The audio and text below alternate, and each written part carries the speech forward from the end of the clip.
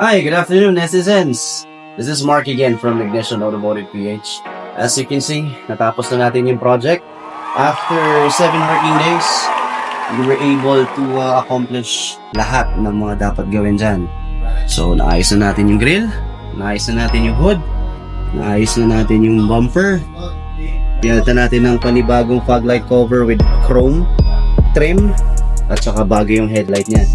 Kung mapapansin nyo, lahat ng alignment niya is 100% fit. Yan. Tapos, si client, full exterior detailing niya na rin. So, pantay-pantay lahat yan. So, engine wash, pati yung problema sa engine, naayos din natin yan. Try nating buksan.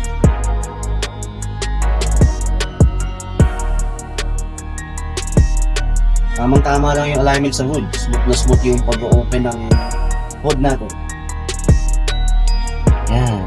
As you can see, malinis.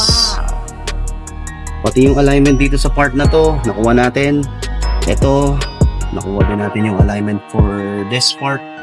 Hindi na siya masyado nakadikit sa makina. Unlike nung first na dumating sa atin to, nakadikit yung radiator dito sa may engine. So, okay na rin yan. All intact, everything. Pati dito, sa under the hood. So, pag binaba mo yung hood, smooth na smooth yung pagsasara, mga netizens.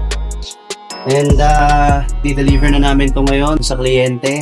And, hopefully, magustuhan niyo yung naging output ng aming project. Samahan niyo kami. Atid na natin itong unit.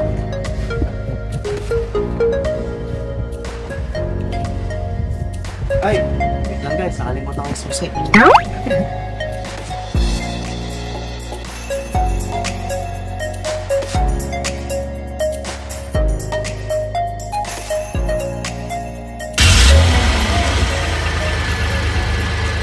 We also have free interior detailing. Free natin yung engine wash and engine detailing para sa Toyota Fortuner na to.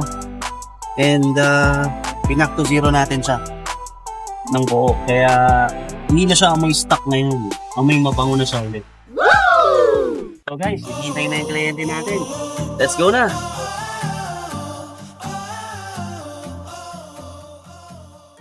Alam ko na may mata na nagbabantay kung paano ako sasablay. Matyagang nag-aantay kung kailan ako tatamlay at lalaylay. Yung mga laway na makita ako na mahina. Umay na manirang alay na manghila. Kasi nga walang pinakitang hindi pa matay.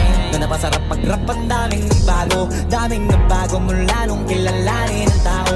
Daming nagtulak sa'kin, palaging maging ganado, palaging plakado, pag kumalaw palaging planado. Daming pasabog, kailangan pag malawak ang sakop. Ikaw din ang talo sa laban, pag nabalot ng takot. Kung saan ka aabot, ako din lahat ng mahahakot. Yung dami ng pagod ay may sukli pag di ka madamot. At kung hindi ko tsinaga, baka nauwi na sa wala. Ganito pala to kalala, kita mo naman na napala. Paano ko hindi ko ginawa, yung iba di makahalata. Malaki na anak kataya, marami na pwede mawala. Kaya di na pwede pabaya, hindi pwede puro mamaya. Baka sa huli mapahiya, totoo na parang himala lang mula sa iba ba tiningala. Matagal ko din na kinapakatagawa, di madapa yung kalidad. Di mo na kita binabahan na marami pa nagdududa. Puro kilos ang inuuna, ngayon kita ba namumunga. Tumutubo na, pakarami ko nakukuha, pero di pa rin nalulula.